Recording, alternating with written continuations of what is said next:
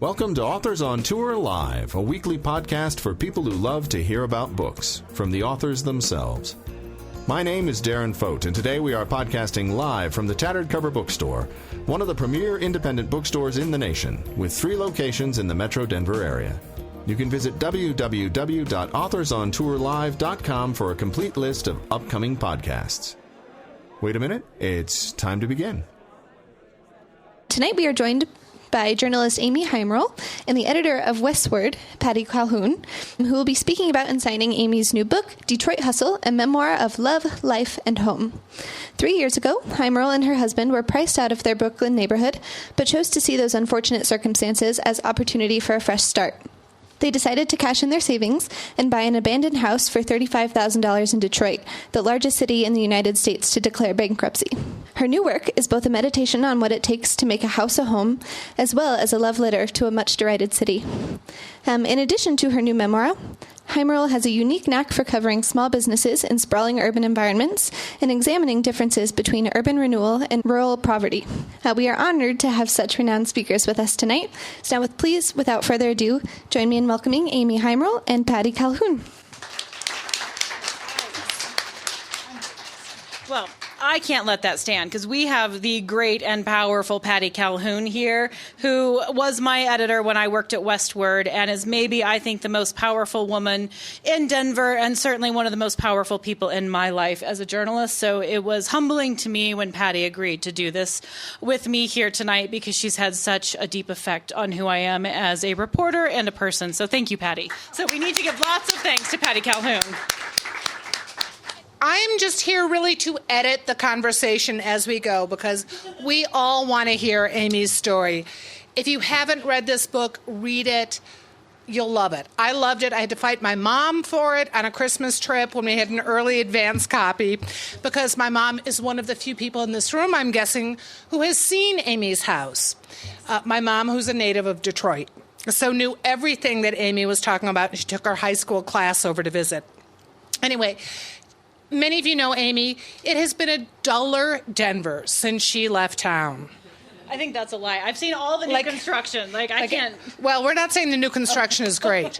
That's true. I think I said that in Westward, actually. Yeah, but it has been a duller town. Amy has a great ability to find just every single thing that's cool and special, whether it's old or new, going on in a city. And so she covered that when she was in Denver, and then when she went off to New York to seek fame and fortune, who knew that she would find fame, if not fortune, in Detroit, of all places. So her story of writing, of working in Detroit, learning to love Detroit, and learning to love Matilda the house is just an incredible saga, which she'll be telling you tonight. Please interrupt at any point with questions. I will ask Amy questions if you aren't, but you will. And so, welcome, Amy. I'm just going to ask you a couple questions first, which is, I know serendipity plays a huge part in this story, so you found a house that was owned by people from Boulder? In the front row, let's say hello to Alice and Fatima in the house. Stars. So I'm just interested in how much serendipity has played a role in your life, because look at all the things you've done and how it led you to Matilda. So I think serendipity has played a pretty huge role in my life because honestly, what girl growing up in a trailer in Fruita, Colorado actually ever finds herself at the top of the media heap in New York City, writing for the New York Times, Fortune Small Business, and then winds up in Detroit rehabbing a house and as a book author? I used to go to the library in Fruita, Colorado every week. It was a big deal that Christmas that my mother gave me a library card because that was all we could afford for Christmas that year, and promised me that she would take me to the library every week. And so going to that library and reading through the books until the point in time when the librarian there said, "You've read all of the YA, you've read all of the children's books, I'm going to start bringing in books for you from Denver." That's all serendipity to have met that librarian at the right time. It was serendipity to meet my first mentor, Donna Ladd, when I was in college, who would open up all the kinds of doors to me. It was serendipity to me to meet Patty Calhoun at a time in my life that gave me the opportunity to become the kind of journalist I am. It's become serendipity to have met the women of Detroit who helped me put this life together. Serendipity to come across Allison and Fatima who would sell me this house. It's been serendipity my entire life to meet the kind of powerful, important women who would open doors for me. And I am blessed. And one of the things that I keep talking about that you might not expect, because how many here have heard about Detroit, right? It's a shithole. Like Detroit, like ruin porn, like it's falling apart. Like that's what you know, right?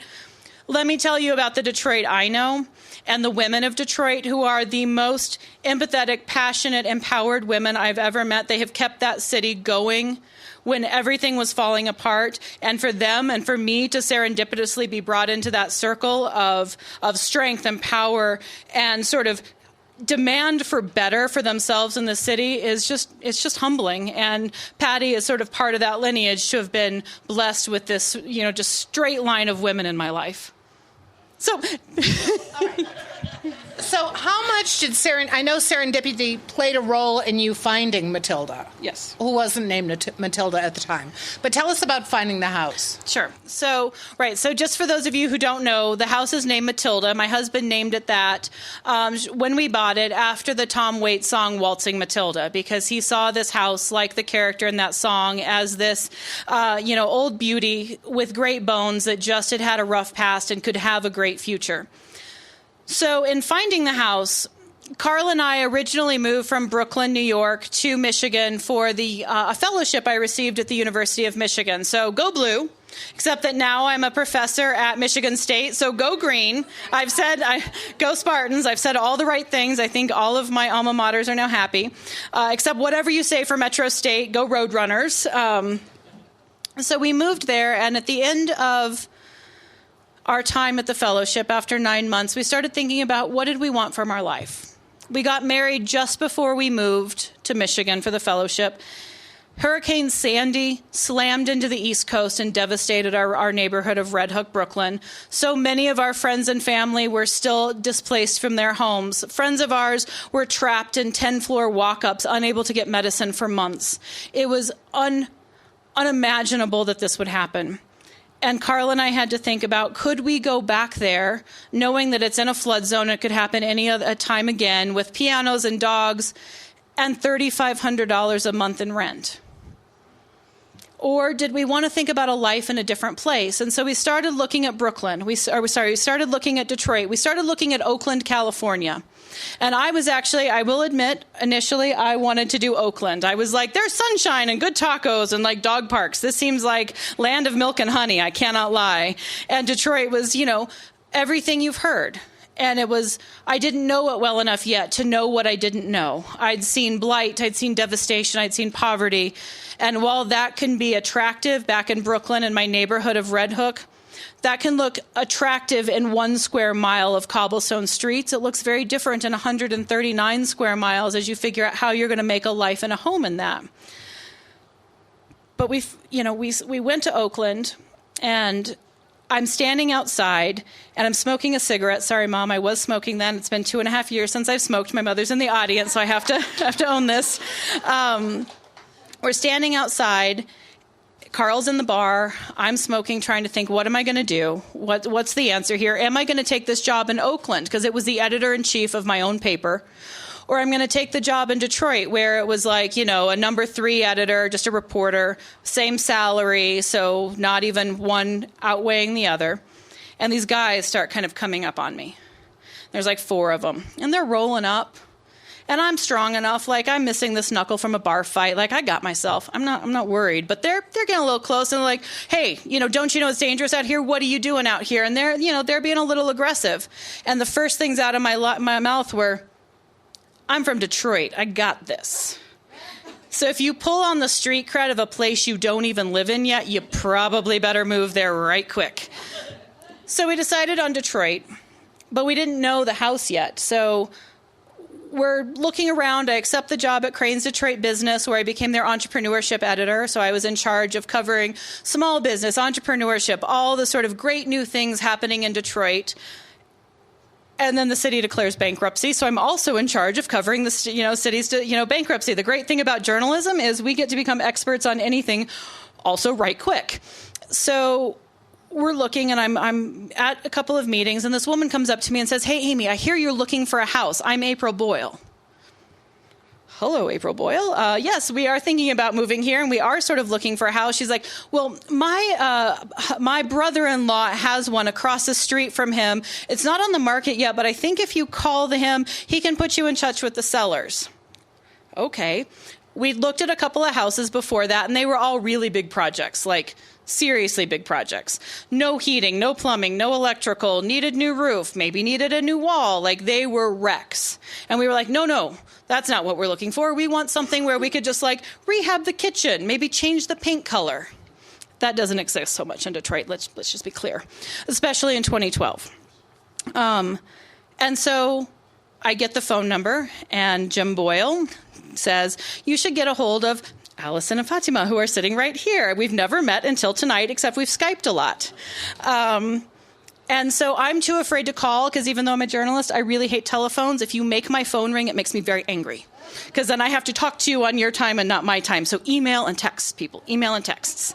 But I can't get a hold of you without calling you, so I find you on Facebook, and I pay $1 to Facebook to make my message to you go into the Facebook inbox that you actually see, as opposed to the Facebook inbox of like death and maiming and hell that like nobody sees. And you respond to me, and within an hour, you and I are chatting on the phone about this house in the West Village of Detroit, and that there are keys in a lockbox, and my husband and I should go and see it. And so we do. And we walk in, and it is a house with no plumbing and no electrical and no heating and like a south wall that needs to be replaced. It's everything we didn't want, right? Everything we didn't want. We can barely see it because it's all boarded up. So we've got like iPhones out, and we're like, shining them around. There's dust motes, we can see in the various cracks from the sunlight. This is not a house that anybody buys except us. And it wasn't the house. The house had its bones. The house spoke to us. My husband would tell you that he knew this was the house for us in the same way he knew I was the wife for him. Sometimes you just fall. For me, it was about Jim Boyle, who I'd talked to on the phone and gave me the contact information. This whole serendipitous connection. We come outside after looking at this house, and like one of us should have looked at each other and been like, not a chance. Like somebody should have been the grown-up here, and neither of us were. And Jim Boyle, who we don't know, comes walking across the street. And it's like, "Hi, I'm Jim Boyle." And you guys will never meet Jim Boyle, but just trust me that Jim Boyle is very friendly, and he is like the king of the neighborhood. And he says, "What's your intention?" But the intonation is very much that there's only one answer, right? So Carl and I kind of look at each other, and we're like, our intent is we're going to buy this house and rehab it. This is going to be our home. And Jim wanted somebody like us to buy and rehab this house, because the house had sat empty for a decade, roughly, with either tenants in it that didn't take care of it, or squatters, or nobody, and fallen into disrepair as the neighbors were forced to mow the lawns, board it up, do everything to keep their block from becoming one of those blighted blocks of Detroit. They couldn't do it any longer. They needed help. And they saw the great big S on my forehead for sucker. And we're like, "You will do." And we were. And so we spent a couple of weeks waffling and, trying to decide, because who buys a $35,000 house in Detroit, the murder capital of America, where you have no family and you don't even know where the house is? Like, I could tell you that it was in the West Village, but I had no idea where the West Village was.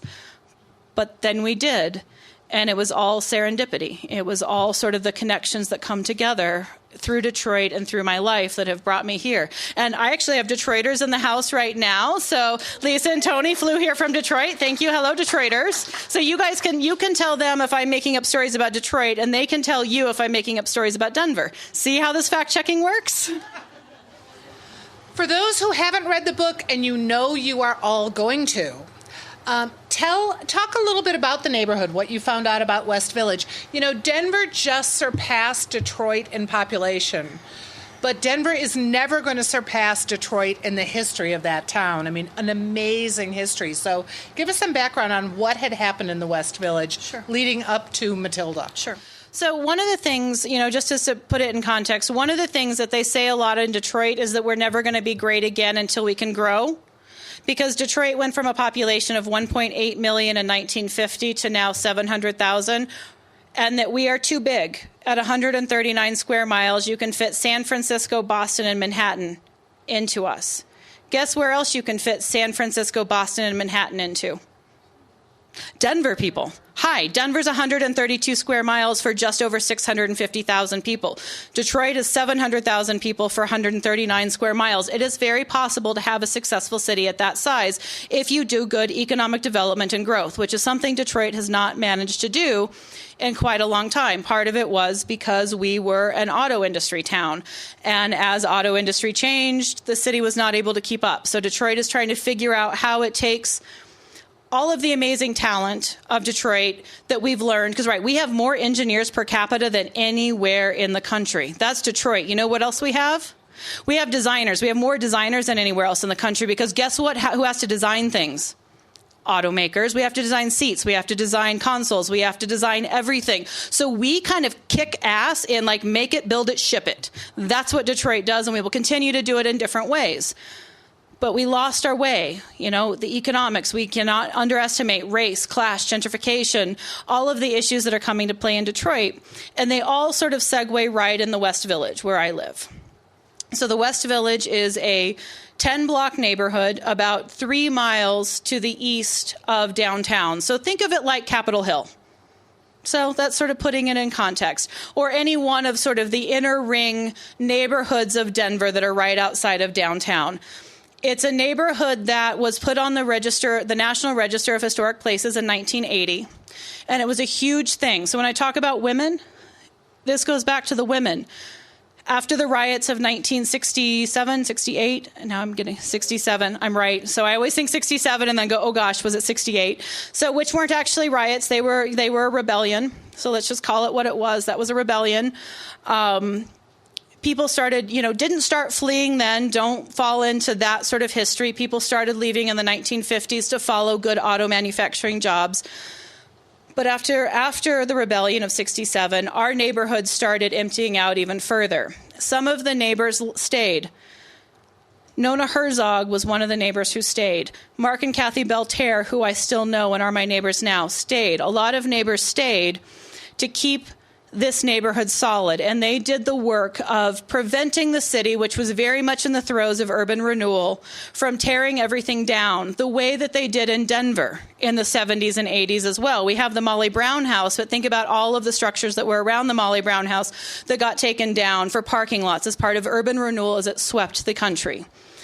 Detroit lost a lot of that, and my neighbors said that's not going to happen in the West Village. And they got our neighborhood put on the National Register of Historic Places. The Secretary of the Navy used to live in our neighborhood. We share one block with Indian Village, which is where all of the high dollar, 10,000 square foot homes are with garages for the automakers and the manufacturing scions. This was where the money is. And never forget, when you want to talk about where money is in this country, the most wealthy counties, they are right outside Detroit. We know what money is, people. We knew in the 20s and the 30s and the 40s how to throw cash around. We have got all of the architecture to show you when one, sort of bank owner or one manufacturer wanted to sort of have a pissing contest over who had more money because we could put up a building. And we've got those to show it. And then we started falling apart. We started tearing things down. And the women of my neighborhood made sure that the West Village didn't come apart. So even though we had houses that had been abandoned, that people left them because as things got tough, whether that was in the 60s, the 70s, the 80s, the foreclosure crisis that we just went through, people made individual choices and did best that they could. They still did everything to keep this neighborhood solid. And so when we move in, we are the last house on this beautiful tree-lined block in Detroit, 1 block off the river, right near Belle Isle, and we are the last house, and our neighbors are excited for us to take it on and to rehab it and to sort of keep the lineage of the women and the people who believed in this neighborhood and who believed in Detroit. And that's what's really been important to me. Nona and Arthur Herzog were the owners of my house. Nona left in the early 2000s, so Nona Herzog was a red-haired, flaming-haired beauty. She modeled, she modeled, she attended the Sorbonne, she was from London, and she came here after the Second World War, landed in Detroit, and she bought this house with her first husband that we now live in. And when he passed, she then marries Arthur Herzog Jr. So there's Junior and then his son, the third. And one of them had 6 wives and one of them had 4 wives. And I can never remember who had 6 and who had 4 wives because there's just a lot of wives. But so he marries Nona. And Arthur wrote for Billie Holiday. He wrote God Bless the Child. So we've got this great lineage in this house of like Nona working to make sure we're put on the National Register of Historic Places, and Arthur, who was writing for Billie Holiday and friends with Nina Simone and bringing all of the musical greats of jazz and Motown and the theater through our house. In fact, he has a book. So he had the script typewriter, right? So when he would type, it would actually type in script. And for every dinner party he would throw, and he threw them often. And I know this because all of my neighbors have told me the story, and I've had the chance to talk to his son about this. He would type up the guest list, and then he would type up the menu, and he put them in books. And those books all still exist at his daughter-in-law, either like 7th, 9th, I don't even know which one, on Long Island. And they've invited me to come out and see them, and maybe one day have them and return them to Matilda, return them to our house, that history of everybody who's ever been through it. So this house is incredibly powerful. It's not just a house, right? It's a home. It's a lineage to Detroit. It's a lineage to our history. It's a look at what we've gone through, not just one house, but as a people. It's a look at what Detroit has struggled with, from white flight to the rebellion to the years after, to who stayed and who had to leave. And let me talk to you about the people who stayed. White flight was something that happened in cities all across this nation. It was part of Denver's history. It was part of Detroit's history. It was part of New York's history as we abandoned cities. We abandoned cities because there were better jobs. We abandoned cities for education. We abandoned cities because we all had to make many choices that were right for us and our families. But there are still those either who couldn't leave or who chose not to leave. And my neighborhood is filled with those people who chose not to leave. There is an African-American middle class, because let's not forget, whatever the story and the similarities of Denver and Detroit are, we're similar size, we're similar population now. Denver is feeling the strain of newcomers as we figure out how do new people arrive and sort of integrate culturally with those of us who are 5th generation native, those who created this place people wanted to live in, and yet we want them. Detroit is feeling that too as people like my husband and I come in. But now add in the complication of being an 80% African-American city, and the only thing anybody wants to talk about, including myself, is how a young middle-class couple comes to Detroit who's white, and we get the stories told about us. So part of this book, I cannot lie, is about sort of grappling with that, is about grappling with where Detroit is, where Detroit's going, how we address race and class and privilege, how we address assumptions, how I, as a poor girl, growing up in Fruita, Colorado, and then Golden, Colorado, sort of went from becoming the first in my family to go to college to sort of being middle class enough to take on a house like this, put together the cash to rehab it. I'm the American dream, except that we don't necessarily trust the American dream anymore because it comes with entitlement and privilege in a place like Detroit where it's privileged just to have a job. I have a job, people, and that makes me privileged in Detroit. And I never forget that because I have to watch as my neighbors can't pay their water bill. I have to watch as 40% of my neighbors live in poverty.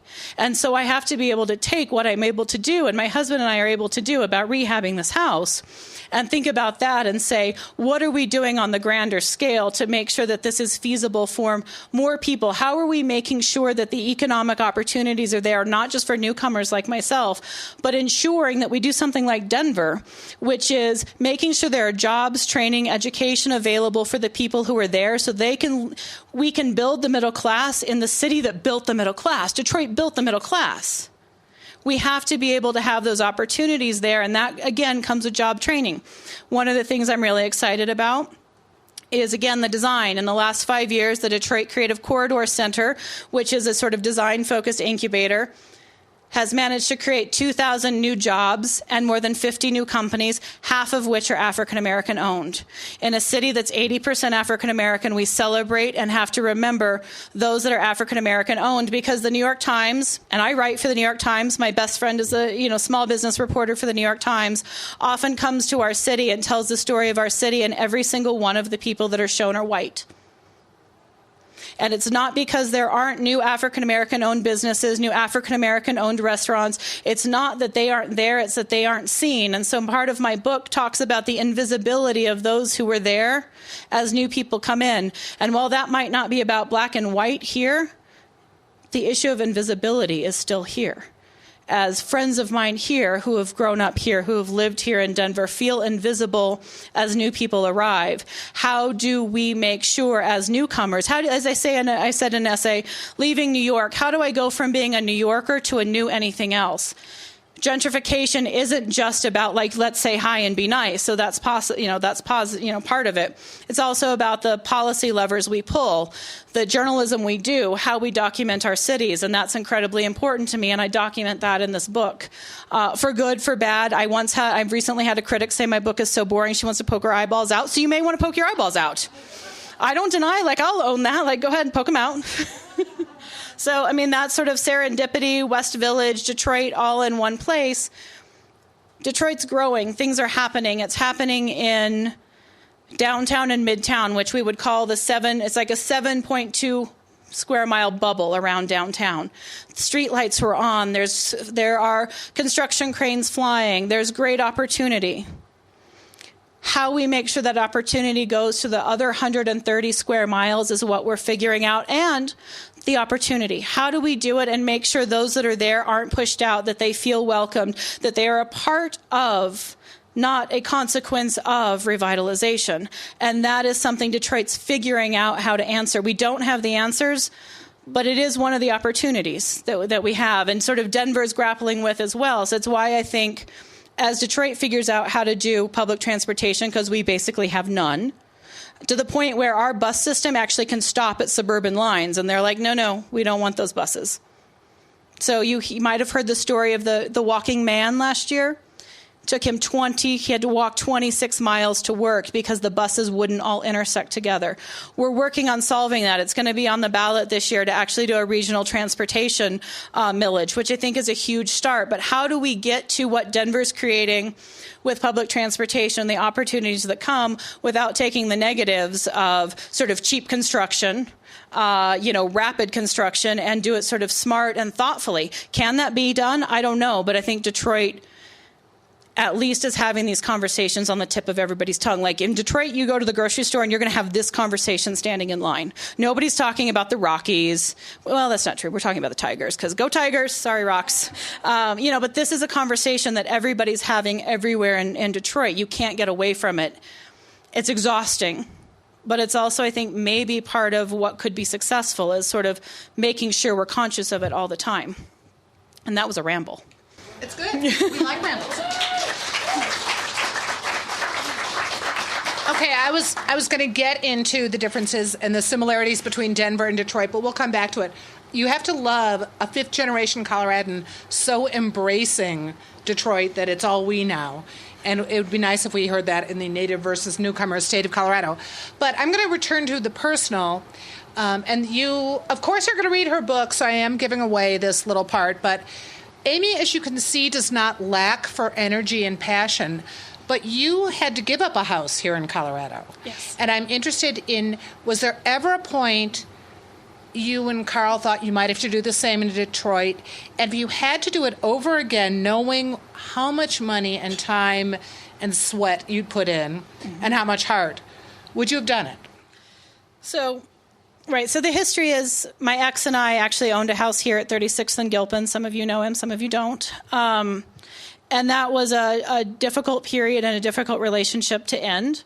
And part of the hard thing about memoir is needing to tell your story and the relevant stories to what you're getting at, and not all of the stories, and not make it about airing your dirty laundry. So I had to talk about my ex, because I couldn't talk about buying and renovating a house in Detroit without talking about losing a house in Denver to foreclosure. It's the middle of the foreclosure crisis. a bad divorce, things going on is the only way to get out of it. And part of the, section of the book talks about that and feeling branded by the F, right? I can never, should never, deserve to never own again, right? Because I messed it up the first time. We were smart. We did everything right. Job changes, whatever. I have to talk about that and try to do it in a way that honors what that was without needing to air the dirty laundry of my relationship. I meet Carl in New York. We get married. I never expect my new husband to want to own a house because he was somebody who loved apartment living. He loved city living. But once we get to Michigan, he starts talking to me about how important it is to him to own a house. How important it is to him to want to live in a place where he can put down roots. These are not things I expected. And I want to give that to him despite my history here. I don't want my bad choices to prevent my husband from having the things that are right and relevant to him. So we go ahead and we buy this house, even though I know that I'm going to be doing a full-on renovation again, and I'd basically sworn that off because the house in Denver was supposed to be a cosmetic renovation and turned into the next thing I know, sledgehammers through walls kind of renovation with grand plans. So we buy the house Carl and I buy the house in Detroit for $35,000. We think we're going to need to put $150,000 in, basically knowing it'll be a $300,000 project over a span of time, but $150,000 sort of upfront, early on to get it habitable. The project winds up costing us $400,000. And so that's a really difficult thing. Again, in a city with 40% poverty, where we have per capita income of less than $25,000, here's my husband and I spending $400,000 renovating a house in Detroit. Now, if anybody told you they spent $400,000 renovating a house in Denver, you probably wouldn't, bat an eye, right? Or you bought a new house, an upper middle class couple went and bought a new house and they spent $400,000. You'd be like, that might be a little bit much, but nobody's, batting an eye at that, right? It's a tough thing to know that, but it also speaks to any kind of sort of struggle with that, speaks to the perception we have of Detroit, which is that Detroit is not worthy of investment. And it is. It's worthy of investment by so many different kinds of people. Not everybody's going to have to put in the kind of money Carl and I did, but we bought a 3,000 square feet, not 300,000. Good Lord. That would be a lot of cars to put in, desks. We bought a 3,000 square foot house in a historic district that needed to be completely rebuilt within 3 walls. And I did not do a Home Depot special. My mother and father owned an excavating company. They raised me to do it right, and you do it right the first time, and you rebuild it for another 100 years, because if you don't, it's just going to cost you more in the long run. So do it right the first time. Fair quality, good price, but you don't go for the cheapest. You do it right. That's how I was raised in the trades. So as Carl and I are looking at rehabbing this house, we're looking at doing a historic restoration. It's in a historic district. So in a historic district, you don't just go get cheap vinyl windows. You have to go get historic district approved windows. You have to do it right. Still, the cost of renovations are pretty much the same across the country, plus or minus 10%. If you need to put in plumbing, and I mean every stick of plumbing, and you need to open up the walls to do that, and you need to put in a boiler, and then you need to put in the heat, the heating system, and you need to put in windows, and oh, by the way, there needs to be a roof, and oh, by the way, your south wall is collapsing, that costs pretty much the same here as it does in Detroit. All that to say, the New York Times wrote a story about my husband and I and spending $400,000 on this and feeling like it was crazy because the house is only worth $300,000. So did we make a mistake? No. We're not in Detroit to flip it. We're not in Detroit as investors. We're not in Detroit to move on. This is our home, and in your home you invest. It doesn't matter if we're underwater on it. What matters is my cash flow better than it was in New York? And yes, I have lower cost of living and higher cash flow left over, so I'm still net positive on if you just want to look at the financials. If you want to look at the emotional side of home ownership, I own a house in an amazing city surrounded by beautiful other homes, great neighbors, and a community I love and I could never imagine leaving. I'm for the win. I put $400,000 into a house in a neighborhood in a place I love. At no point did we ever think we had made a mistake. except the time when Carl was trying to pick out really bad tile. And I had to, we went to the bar afterward, and we'd been in the suburbs, and I don't like the suburbs, as everybody know. Probably all of you know. I'm rural, I'm urban, but the suburbs are just like this middle, I can't even understand, don't even like it. And we were in the depths of the suburbs looking at tile and like tile warehouses.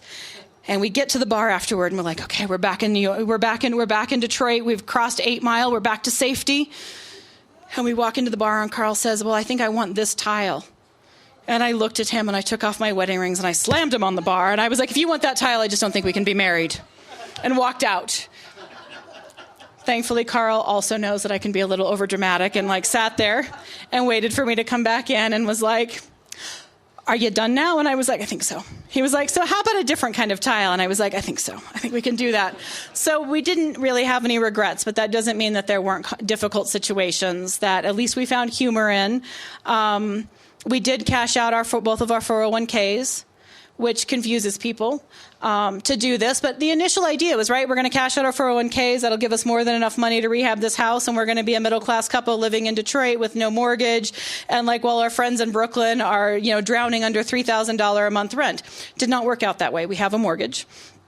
But it didn't bother me to cash out my 401k either, because I didn't grow up in a family that had 401ks. I didn't grow up in a family that knew what it was to have that kind of security. Our security was maybe one day Dad and Mom would sell the business. Instead, Dad and Mom divorced. And I have to deal with that in my book because it's happening just as I'm having to write all this. And I'm going through everything and figuring out what home means as my home is disintegrating back in Colorado. And that's part of the book. My mother's crying here. I'm going to cry here. I laugh at her for all the crying, but then all my friends tell me I cry all the time too, so I really can't judge my mother for all the crying. But I didn't grow up in a place where you got a paycheck every 2 weeks and you made sure you put your money into your 401k. I grew up in a place where you hustle. And there's a reason why this book is called Detroit Hustle. It's because my dad always told me, kid, you got to hustle harder than anyone else. And so what I know is not 401ks. I know what it means to hustle. And so if I have to sell off my 401k for this dream, I do it because I will hustle harder than anyone else to make the future right.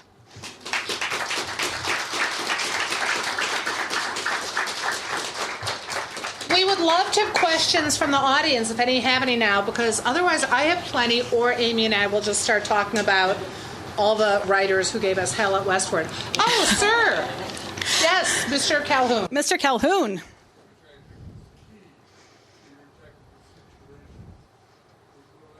Sure. So the question is, in my book, I talk a lot about the difficulties of getting financing for homes in Detroit. So last year, less than 10% of homes sold had mortgages. Anybody want to guess why? Yeah. I'm from Detroit.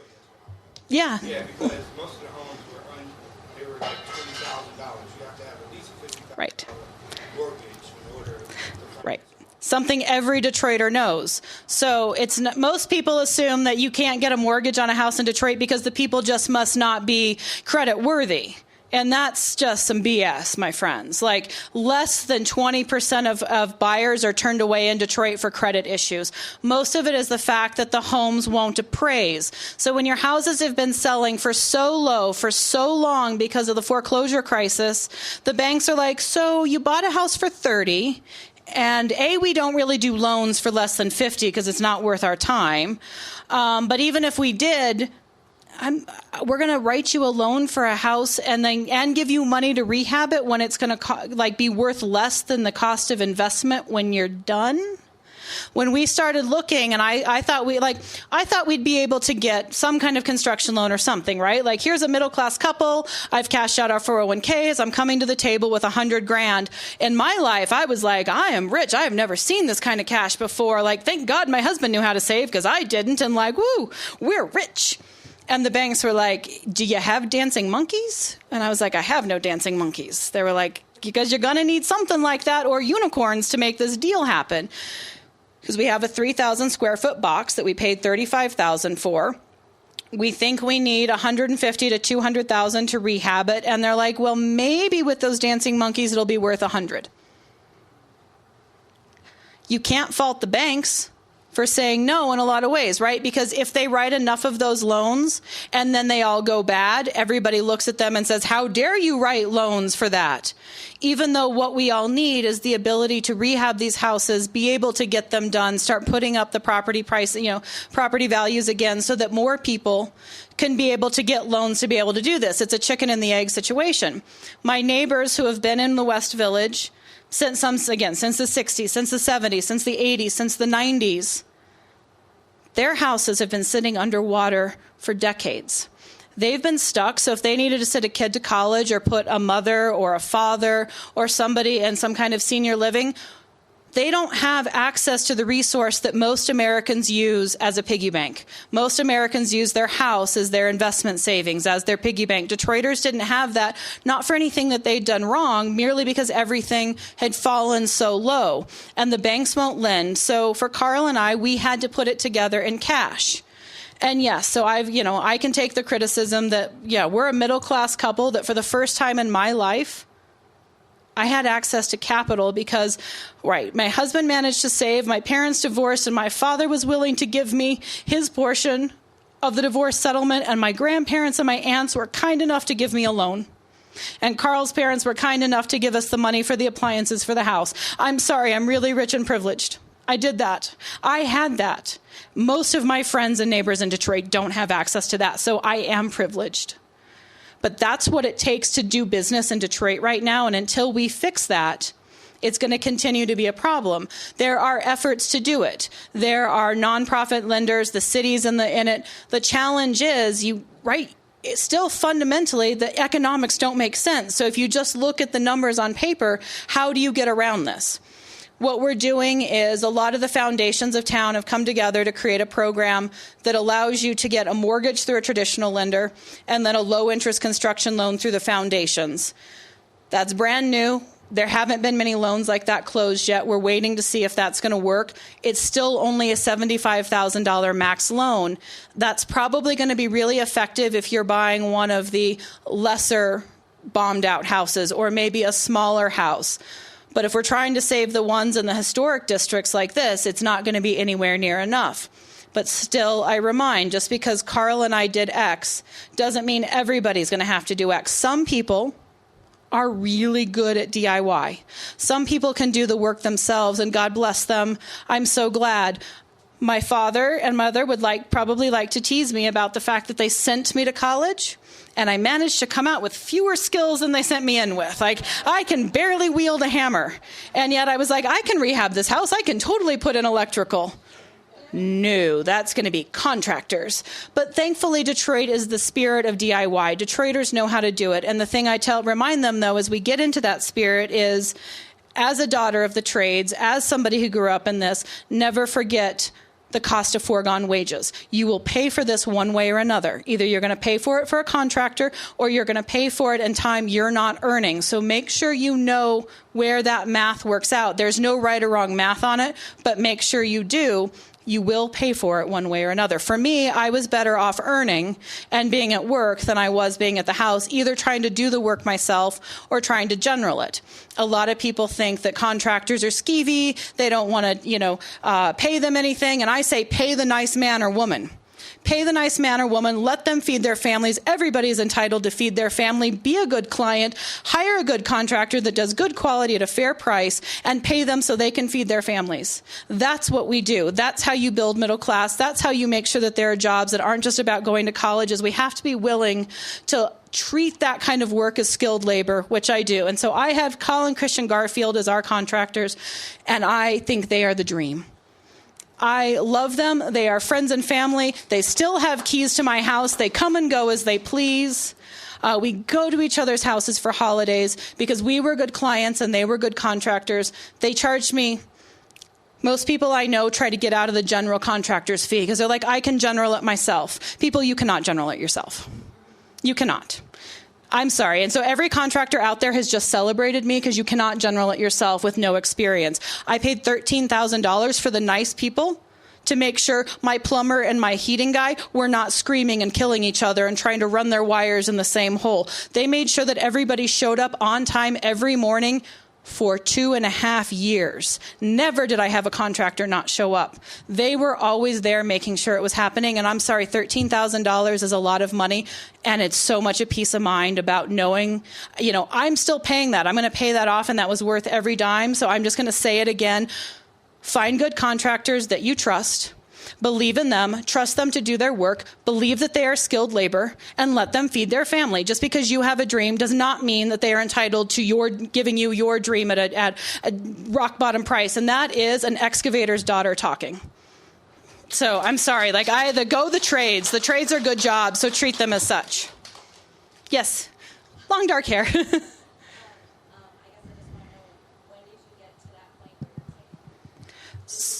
Right. So it's a great question. So how do you become a we, right? Because I refer to Detroit as a we, and I didn't for a long time. Before I wrote this book, I got called a lot for interviews about Detroit because, I'm another journalist living in Detroit, and I was the worst interview ever.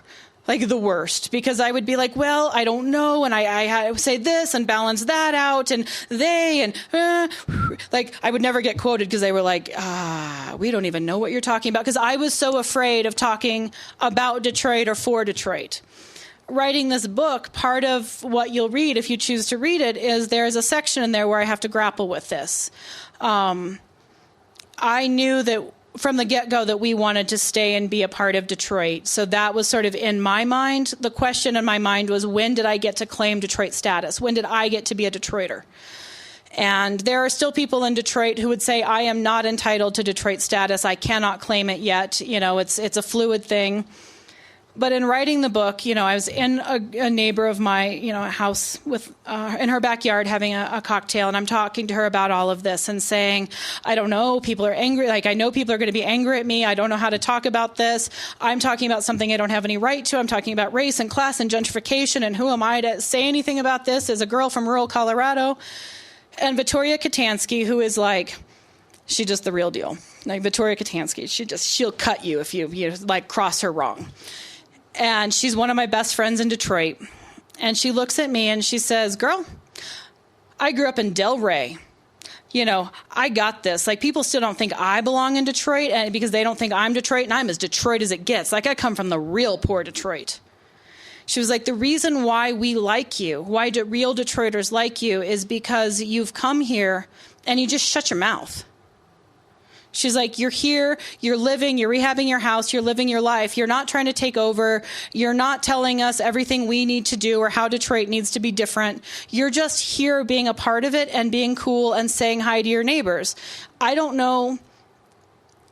Gentrification is not about just don't be an asshole.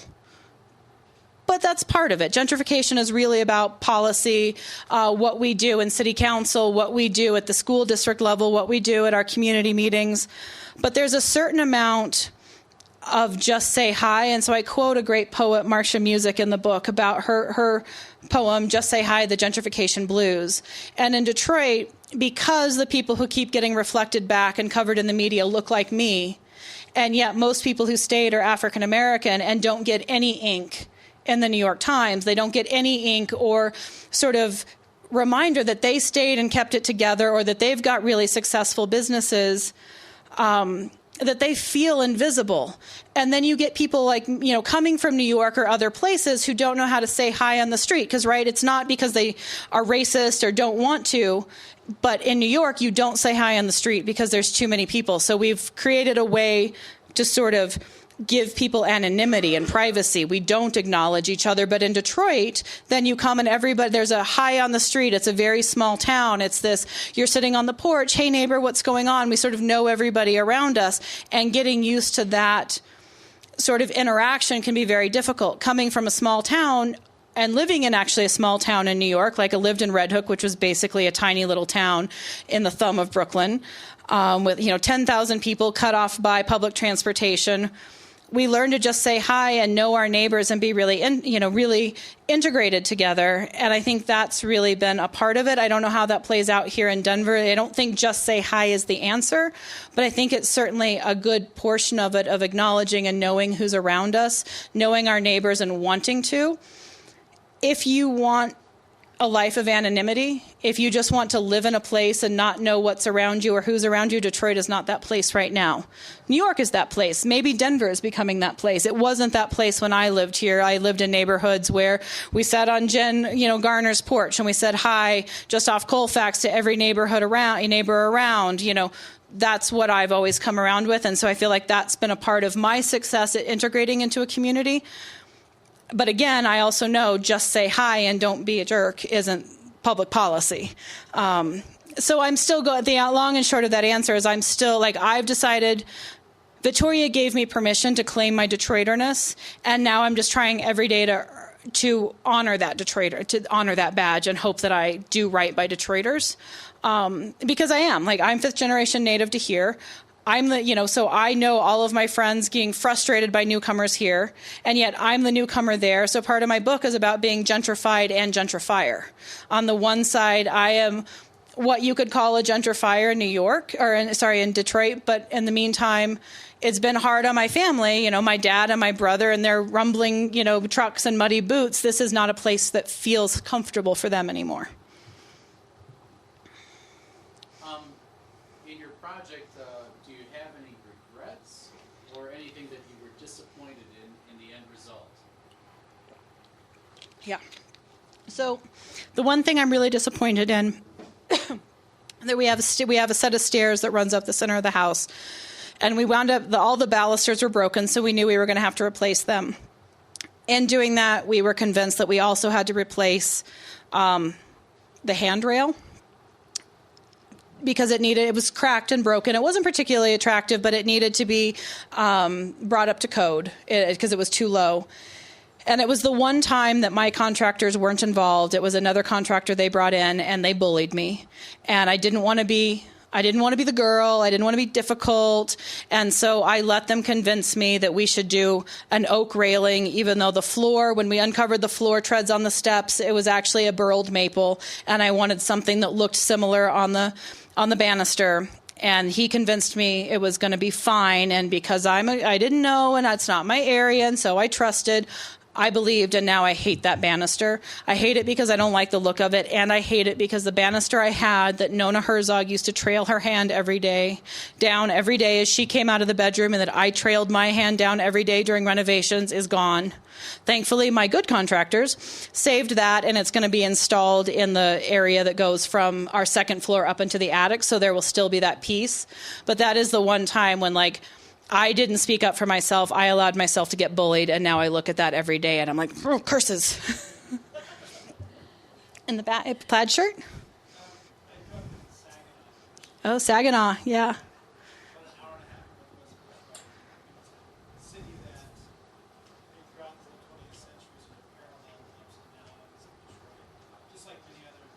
Yeah, Saginaw's an interesting place. So Saginaw is sort of a small town. So if you think of towns that are similar to Detroit, it's Saginaw, Flint, and Detroit are sort of often lumped together as places that were sort of auto towns, down and out. I don't know, honestly, what happens to Saginaw right now. There's a lot of energy in Detroit and a lot of excitement, but even that's still really nascent and could, should the economy falter, what happens in Detroit? I don't know what happens to Saginaw because it's so further up. It doesn't have the same cachet. It doesn't have sort of something drawing development there, nor jobs. Saginaw is one that I don't understand how we do, and that's not a happy answer. I don't mean to give the bummer answer, but I don't honestly know. Flint was a really interesting case because until we started poisoning people, Michigan just decided to poison its kids. That's awesome. Thank you, Governor Snyder.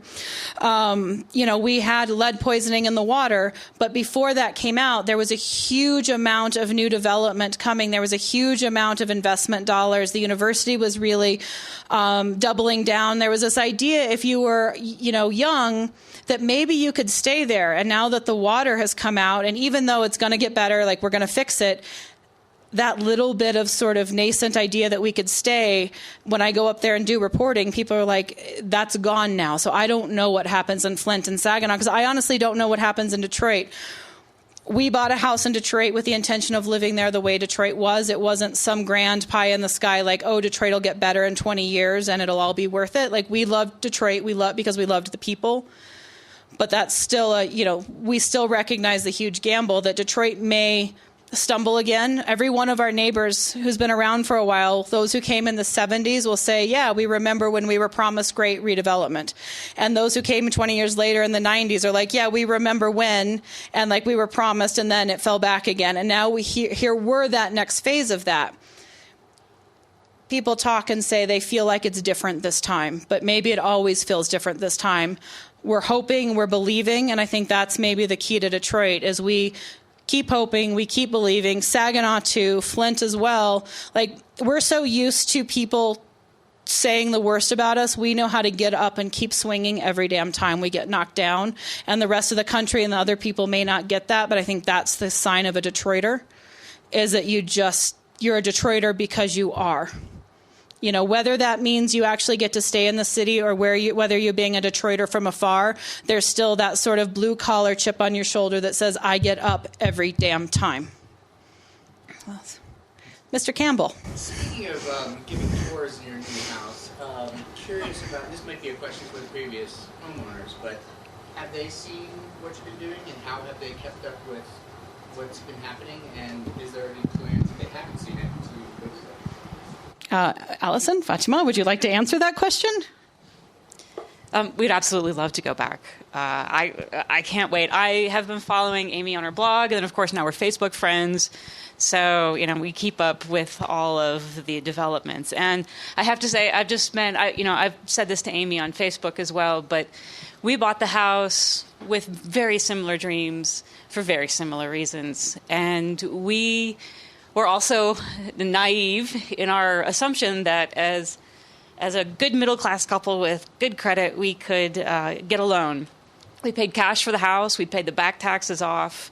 We got some of it cleaned up, and then we went to go get the loan, and we couldn't get the financing. And, to talk about that blue-collar sort of Detroiter hustle where you get up and keep swinging, we had to admit that we weren't willing to give up our 401ks. So it was a huge relief for me spiritually when Carl and Amy came along, because they were going to take that same sort of care. Did you saw Sucker?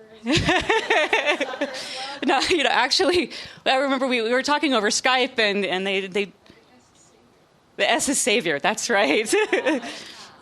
Yeah, when they told us their intentions to put their 401ks behind it, we told them, don't spend it on couples therapy instead.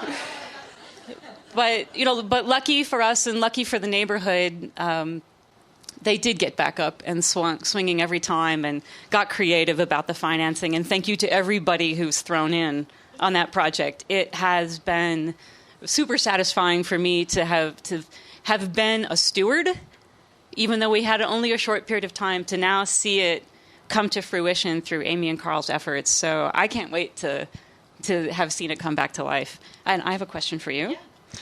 Yeah. With all the history that you've now done on the house, did you find out who that child's handprint is on the cement block in the back? Yeah. So in our backyards, we have a long backyard. Yes. And there's this odd cement block, and it's got a child's handprint in it, but I still don't know whose it was. Maybe it was a Herzog child along. There were so many Herzogs, Are there any other questions? I want to know if you've done the garage. No. So there's a garage at the very back. It's like a dilapidated garage, holes through the roof. Literally, there's no door. You have to use a screw gun to pull the screws out and set aside the plywood to walk in. So we've been in it once after we bought it, and we were like, oh, screw that back together. We'll deal with that another day. So that's definitely another day. Like, who knows what's in there? I think Jimmy Hoffa might be in there. Anything's possible. Anybody else? Yeah. Yeah. We have one more question. Yes. Has Detroit gone back up and captured what's great music history? So Detroit does have great music history, whether you're talking about Motown or you're talking about the birthplace of techno. Right now, we've got great sort of rock and roll, White Stripes. So we do still have a lot of that. It's very much ingrained in the city. I think we're figuring out what is next musically. One of the things why Detroit was the home of techno is because we made music for the spaces we had available. So there's a reason why sort of Berlin and Detroit sort of have that connection. And we had these big giant warehouses and empty spaces. And so people were making music to fill that. And so that is sort of, we have a giant techno, the only techno museum in the world is actually in Detroit. We've got the Motown Museum. Our local bar is PJ's Lager House, which is sort of this great rock and roll bar that's had everybody from like blues greats to Jack White when he was first getting started. Meg White lives down the block from us. So, it's still there. I don't know what the next version of that's going to be. Also, I hate to admit it, but unless it's an old juke joint, I'm not a live music person. So I don't get out to the shows as much to see it. But I think we're getting the signal that has to be the last question. Thank you so much for all coming out. I hope that you'll read Detroit Hustle. I appreciate you all being here.